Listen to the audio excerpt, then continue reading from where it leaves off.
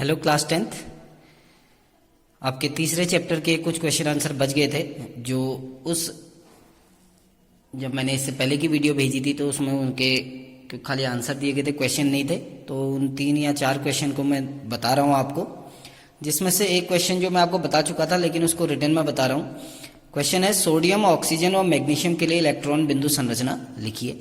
तो हमें पता है कि जब हम किसी भी तत्व की इलेक्ट्रॉन बिंदु संरचना लिखते हैं तो हमें सबसे पहले उस तत्व का, जैसे सोडियम है, मैग्नीशियम है और तीसरा ऑक्सीजन, हमको इनका एटॉमिक नंबर पता होना चाहिए, परमाणु क्रमांक। तो सोडियम का जो परमाणु क्रमांक है वो 11 होता है, ये आपको याद रखना है। मैग्नीशियम का जो परमाणु क्रमांक है वो 12 होता है। ऑक्सीजन का जो परमाणु क्रमांक है वो 8 होता है ना। अब हम इनका विन्यास लिखेंगे, ठीक इसके नीचे आप इनका विन्यास लिखेंगे। अब विन्यास देखिए कैसे, कक्षा 9 में आपको बताया है 2,8,1, तो इसका विन्यास हो गया। इसका विन्यास करेंगे तो 2,8,2 और इसका विन्यास करेंगे तो 2,6। ठीक, अब ये ध्यान देना, ये जो अंतिम कोष के इलेक्ट्रॉन होते हैं, जैसे सोडियम के केस में कितने हैं 1, मैग्नीशियम के केस में 2 हैं, ऑक्सीजन के केस में 6 हैं, इनको हम कहते हैं संयोजी इलेक्ट्रॉन। इनको हम नाम देते हैं संयोजी इलेक्ट्रॉन।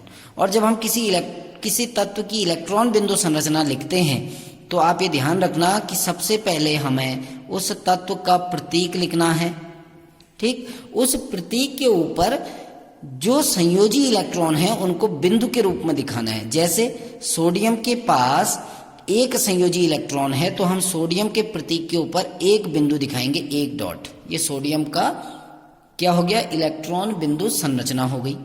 मैग्नीशियम के संयोजी कोष में 2 इलेक्ट्रॉन हैं तो हम मैग्नीशियम के ऊपर 2 डॉट दिखाएंगे, 2 बिंदु दिखाएंगे, ये मैग्नीशियम की इलेक्ट्रॉन बिंदु संरचना हो गई। ऑक्सीजन के संयोजी कोष में 6 इलेक्ट्रॉन हैं तो हम 6 बिंदु दिखाएंगे 2-2 के जोड़े में, 4 हो गए, 5, 6। ठीक है ना। तो ये ऑक्सीजन की इलेक्ट्रॉन बिंदु संरचना हो गई जिसमें ऑक्सीजन के पास कितने इलेक्ट्रॉन है, 6 इलेक्ट्रॉन है। ठीक है ना, क्योंकि इसके अंतिम कोष में कितने इलेक्ट्रॉन होते हैं, 6 इलेक्ट्रॉन होते हैं। ठीक, इसी का सेकंड पार्ट है कि इलेक्ट्रॉन स्थानांतरण द्वारा Na2O तथा MgO का निर्माण दर्शाइए। देखिए मैं दोनों का निर्माण आपको बता रहा हूं। सबसे पहले हम बात करेंगे Na2O सोडियम ऑक्साइड की, उसके बाद हम बात करेंगे मैग्नीशियम ऑक्साइड की। तो आपको सबसे पहले करना क्या है कि सोडियम के कितने परमाणु हैं वो लिखने हैं। तो सोडियम के आपके पास 2 परमाणु हैं, लिख दिया हमने, और ऑक्सीजन का आपके पास 1 परमाणु है ना। अब आपको करना क्या है, इनकी इलेक्ट्रॉन बिंदु संरचना बतानी है। तो सोडियम के क्योंकि अंतिम कोष में 1 इलेक्ट्रॉन होता है, अभी हमने बनाया हुआ है, तो ऐसे ही दोनों सोडियम की हम इलेक्ट्रॉन बिंदु संरचना बनाएंगे। ऐसे ही ऑक्सीजन की भी इलेक्ट्रॉन बिंदु संरचना बताएंगे क्योंकि ऑक्सीजन के अंतिम कोष में कितने इलेक्ट्रॉन होते हैं, 6। अब आप ध्यान दीजिए, इस सोडियम को अपना अष्टक पूरा करने के लिए, 8 इलेक्ट्रॉन पूरे करने के लिए 2 इलेक्ट्रॉन की आवश्यकता है। तो एक ये वाला सोडियम अपने इलेक्ट्रॉन दे देता है, दूसरा ये वाला सोडियम अपने इलेक्ट्रॉन इसको दे देता है। तो ऑक्सीजन के पास कितने इलेक्ट्रॉन हो गए आपके, 8 इलेक्ट्रॉन हो गए ना। तो हम ऑक्सीजन की जो बिंदु संरचना होगी उसको एक ब्रैकेट के अंदर बनाते हैं। अब 2 इलेक्ट्रॉन लेने के बाद ऑक्सीजन के पास 8 इलेक्ट्रॉन पूरे हो गए। क्योंकि 2 इलेक्ट्रॉन ग्रहण किए तो 2 इकाई ऋणावेश ब्रैकेट के बाहर लिख देंगे। अब सोडियम जो था हमारे पास, सोडियम कितने थे, 2, तो सोडियम के 2 परमाणु हैं तो हम ब्रैकेट के बाहर से लिख देते हैं 2, लिख दिया ना। और सोडियम के ब्रैकेट के बाहर 2 लिखने के बाद, क्योंकि एक एक इलेक्ट्रॉन दोनों ने त्यागा है तो 1 इकाई ऋणावेश। अब ये ऋणावेश 1 इकाई नहीं है, 2 इकाई है, क्योंकि बाहर से 2 लगा है। एक सोडियम पर इस सोडियम ने 1 इलेक्ट्रॉन दिया तो 1 ऋणावेश, दूसरे सोडियम ने 1 इलेक्ट्रॉन दिया तो उस पर भी 1 ऋणावेश। कुल ऋणावेश कितना हो गया, 2। और पॉजिटिव चार्ज, इलेक्ट्रॉन देने के बाद पॉजिटिव चार्ज आएगा तो positive charge 2 unit, negative charge भी 2 यूनिट बैलेंस हो गया। अब ऐसे देखो मैग्नीशियम ऑक्साइड की इलेक्ट्रॉन बिंदु संरचना बनाते हैं। तो मैग्नीशियम का 1 परमाणु, ऑक्सीजन का 1 परमाणु। मैग्नीशियम की इलेक्ट्रॉन बिंदु संरचना बनाएंगे तो 2 इलेक्ट्रॉन दिखाएंगे। ऑक्सीजन की इलेक्ट्रॉन बिंदु संरचना बनाएंगे तो 6 इलेक्ट्रॉन दिखाएंगे। मैग्नीशियम अपने 2 इलेक्ट्रॉन ऑक्सीजन को दे देता है, और जब मैग्नीशियम अपने 2 इलेक्ट्रॉन ऑक्सीजन को दे देगा तो क्या होगा, ऑक्सीजन के 8 इलेक्ट्रॉन पूरे हो जाएंगे। इसको आप ब्रैकेट में बना लेंगे, 1 2 3 4 5 6 7 8, और 2 इलेक्ट्रॉन ग्रहण किए हैं तो 2 इकाई ऋणावेश आ गया। ठीक, ऐसे ही मैग्नीशियम ने 2 इलेक्ट्रॉन त्याग दिए हैं तो मैग्नीशियम के पास 2 इकाई धनावेश आ गया, तो ये MgO का निर्माण हो गया। ठीक, नेक्स्ट इसी का तीसरा क्वेश्चन है, इन यौगिकों में कौन सा आयन उपस्थित है, यानी Na2O और MgO में कौन सा आयन है। तो अभी आपको पता है कौन सा आयन है। देखो Na2O में एक आयन तो आपका Na पॉजिटिव है और दूसरा आयन क्या है, O2 नेगेटिव, है ना। ऐसे ही मैग्नीशियम ऑक्साइड में 2 आयन बने हैं, देखिए ऊपर, एक है Mg2 पॉजिटिव, ये पॉजिटिव आयन है, और दूसरा है O2 नेगेटिव, ये ऋण आयन है। तो ये आपके पहले ये जो क्वेश्चन है इसका आंसर है। अब दूसरे क्वेश्चन की तरफ जाते हैं। क्वेश्चन है, प्रत्यूष ने सल्फर चूर्ण को स्पैचुला में लेकर उसे गर्म किया। चित्र के अनुसार एक परखनली को उल्टा करके उसने उत्सर्जित गैस को एकत्र किया, यानी एक स्पैचुला ली जिसमें सल्फर चूर्ण रखने के बाद उसको एक बर्नर की सहायता से गर्म किया और एक परखनली को उल्टा करके उसके ऊपर रख दिया ताकि जो गैस निकलेगी वो एकत्र हो जाएगी। ठीक, अब पूछा क्या है, गैस की अभिक्रिया क्या होगी, यानी गैस की क्रिया क्या होगी, किस पर। पहला लिखा है सूखे लिटमस पर। तो हमें पता है कि सूखे लिटमस पर चाहे अम्ल हो चाहे क्षार हो कोई भी क्रिया नहीं करती है, तो यहां पर हम लिख देंगे कोई अभिक्रिया नहीं होगी। सूखे लिटमस पर कोई भी क्रिया नहीं होगी, कोई अभिक्रिया नहीं, ठीक है ना। अब कह रहा है आर्द्र लिटमस पर, यानी नमी युक्त लिटमस। अब आपको सबसे पहले देखना पड़ेगा कि जब हम सल्फर को जलाते हैं तो हम तीसरा पार्ट पहले करेंगे कि सल्फर को जलाने पर क्या होगा, क्योंकि सल्फर को गर्म किया जा रहा है तो सल्फर का प्रतीक S होता है। जब हम गर्म कर रहे हैं तो वायु की उपस्थिति में गर्म कर रहे हैं, है ना। तो सल्फर को जब वायु की उपस्थिति में गर्म किया जाता है तो आपकी एक गैस बनती है सल्फर डाइऑक्साइड। और आपको पता है सल्फर क्या है, एक अधातु। सल्फर क्या है, अधातु। जब हम किसी अधातु को ऑक्सीजन के साथ गर्म करते हैं तो क्या बनेगा, अधातु ऑक्साइड। क्या बनेगा आपका, अधातु ऑक्साइड। और आपको पता है कि अधातु ऑक्साइड कैसे होते हैं, अधातु ऑक्साइड आपके अम्लीय होते हैं। अधातु ऑक्साइड आपके कैसे होते हैं, अम्लीय होते हैं।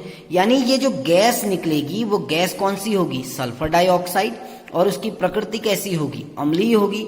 और जो अम्ल होते हैं वो क्या करते हैं, नीले लिटमस को लाल कर देते हैं। तो आर्द्र लिटमस पर क्या होगा, नीला लिटमस। आपको लिखना पड़ेगा नीला लिटमस लाल हो जाता है, लाल हो जाता है, नीला लिटमस लाल हो जाता है, ठीक है ना।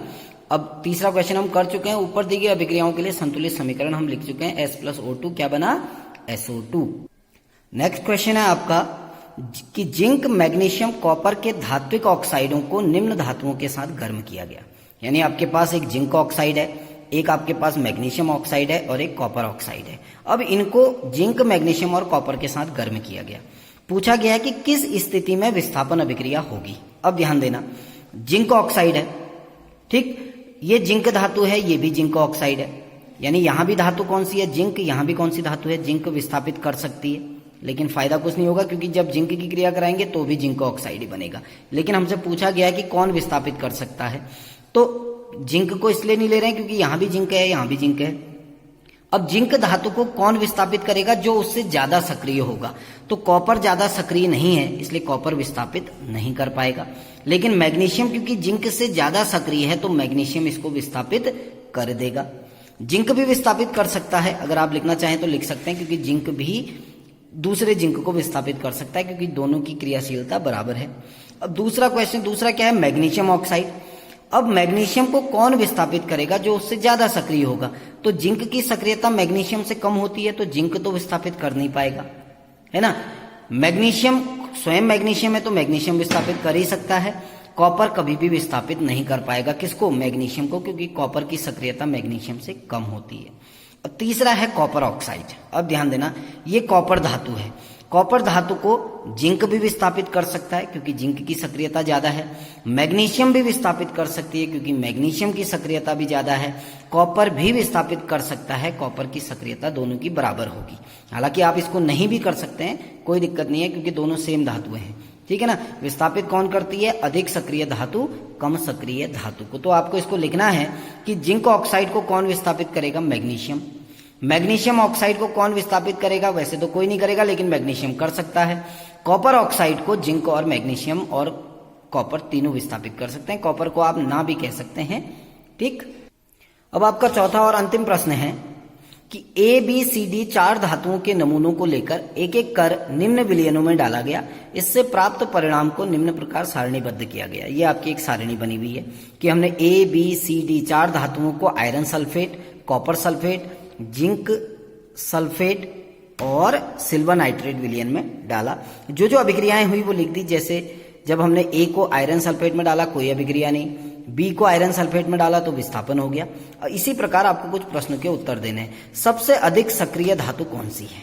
अब आप देखना, इनमें से सबसे अधिक सक्रिय कौन होगी जिसने किसी से भी क्रिया नहीं करी। ये आपको ध्यान देना है कि कौन सी धातु सबसे अधिक सक्रिय होगी जिसने किसी से क्रिया नहीं करी, लेकिन प्रत्येक धातु किसी न किसी से क्रिया कर रही है। जैसे ए धातु ने आयरन सल्फेट से क्रिया नहीं करी लेकिन कॉपर सल्फेट से क्रिया कर दी। बी धातु ने आयरन सल्फेट से क्रिया करी, कॉपर सल्फेट से नहीं करी, जिंक सल्फेट से नहीं करी। तो इसको निकालने का सबसे अच्छा तरीका क्या है? आपके पास 4 पदार्थ हैं। पहला क्या है? FeSO4 iron sulphate. ठीक, दूसरा पदार्थ क्या है? Copper sulphate CuSO4। तीसरा पदार्थ है जिंक सल्फेट ZnSO4 और चौथा पदार्थ है AgNO3 सिल्वर नाइट्रेट, है ना। अब आपको इसमें धातुओं को अरेंज करना है। जैसे इसमें कौन सी धातु है? Fe। इसमें कौन सी धातु है? कॉपर। इसमें कौन सी धातु है? जिंक। और इसमें धातु कौन सी है? Ag। आप इनको सक्रियता के बढ़ते क्रम में या घटते क्रम में व्यवस्थित कर दीजिए। जैसे सबसे अधिक सक्रिय धातु कौन सी है? जिंक। उससे कम कौन सी है? आयरन। उससे कम कौन सी है? कॉपर। और सबसे कम कौन सी है? सिल्वर। तो ये ध्यान देना कि आपके पास 4 धातुएं हैं, ए बी सी और डी, है ना, 4 धातुएं। अब आपको ये देखना है कि जो धातु जिंक को विस्थापित कर देगी, क्योंकि जिंक की सक्रियता सबसे ज्यादा है, इनमें से जो धातु जिंक को विस्थापित कर देगी वो सबसे ज्यादा सक्रिय है। अब हम चेक करते हैं क्या किसी धातु ने जिंक को विस्थापित किया है? नहीं किया। देखिए, किसी भी धातु ने जिंक को विस्थापित नहीं किया, अर्थात ये चारों धातुएं जिंक के आधार पर इनकी सक्रियता को हम नहीं निकाल सकते। दूसरी सक्रिय धातु कौन सी है? आयरन। अब आप देखिए, इन चारों धातुओं में से किसने आयरन को विस्थापित किया है? आयरन को किसने विस्थापित किया? बी ने। तो बी की सक्रियता सबसे ज्यादा हो गई। तो हम यहां पर लिख सकते हैं बी सबसे अधिक सक्रिय है। बी सबसे अधिक सक्रिय है क्योंकि बी ने आयरन को विस्थापित कर दिया है। ठीक हो गया ना। अब आपको दूसरा क्वेश्चन पूछा है, धातु बी को कॉपर सल्फेट विलयन में डालने पर क्या होगा? अब जब धातु बी को हम कॉपर सल्फेट विलयन में डालेंगे तो क्या होगा? बी इस कॉपर को विस्थापित कर देगा, BSO4 + Cu। सीधे सीधे आंसर है कि धातु बी कॉपर सल्फेट में से कॉपर को विस्थापित कर देगी क्योंकि बी की सक्रियता सबसे ज्यादा है। अब आपको करना क्या है? तीसरा क्वेश्चन जो पूछा है कि धातु ए बी सी डी को सक्रियता के घटते क्रम में लिखना है, यानी जिसकी सक्रियता सबसे ज्यादा है वो सबसे पहले आएगी। तो सबसे ज्यादा सक्रिय कौन सी है? बी, है ना। क्यों है सबसे ज्यादा सक्रिय बी? क्योंकि उसने लोहे को विस्थापित किया, बाकी किसी ने भी लोहे को विस्थापित नहीं किया। अब अगली सक्रिय धातु कौन सी है? कॉपर। अब हम देखते हैं कि कॉपर को किसने विस्थापित किया है। देखिए, कॉपर को विस्थापित किया है धातु ए ने। तो दूसरे नंबर पर कौन सी धातु आ जाएगी? ए आ जाएगी ना। तीसरे नंबर पर हमारा अब सिल्वर आता है। देखो कि सिल्वर को किसने विस्थापित किया है। देखो, सिल्वर नाइट्रेट ये है, सिल्वर को विस्थापित किया है धातु किसने? सी ने। तो तीसरे नंबर पे कौन सी धातु आ जाएगी आपकी? सी। और सबसे कम कौन सी हो जाएगी? डी। तो ये धातुओं की सक्रियता का घटता क्रम है। समझ में आया होगा हमने कैसे ज्ञात किया। हमने जो पदार्थ आपको दिए गए हैं FeSO4, CuSO4, ZnSO4 और AgNO3, इसमें जो धातुएं हैं उनको सक्रियता के घटते क्रम में व्यवस्थित कर दिया। सबसे सक्रिय कौन सी है? जिंक। अगर इन 4 में से कोई भी जिंक को अगर विस्थापित कर दे तो वो सबसे ज्यादा सक्रिय होगी। लेकिन हमने देखा कि जो जिंक सल्फेट है उसको किसी ने विस्थापित नहीं किया, यानी ये कोई भी जिंक सल्फेट से ज्यादा सक्रिय नहीं है। ठीक। अब दूसरा हम लेते हैं आयरन। आयरन को किसने विस्थापित किया? देखिए, धातु बी ने। तो सबसे ज्यादा सक्रिय कौन सी होगी? बी। ठीक। तीसरी धातु हमारी कॉपर है। आप ये देखिए कि कॉपर को किसने विस्थापित किया है? ए ने। तो दूसरे नंबर पे कौन सी आ गई? ए। अगली सक्रिय धातु कौन सी है? सिल्वर। सिल्वर को किसने विस्थापित किया है? देखिए, सी ने, है ना। तो सी की सक्रियता थोड़ी कम हो गई। लेकिन डी धातु जो है उसने किसी को भी विस्थापित नहीं किया, इसलिए सबसे कम सक्रिय कौन सी है? डी। तो आपको इन क्वेश्चन को अपने कॉपी में सॉल्व करना है और कल से हम नेक्स्ट चैप्टर स्टार्ट करेंगे। Thank you.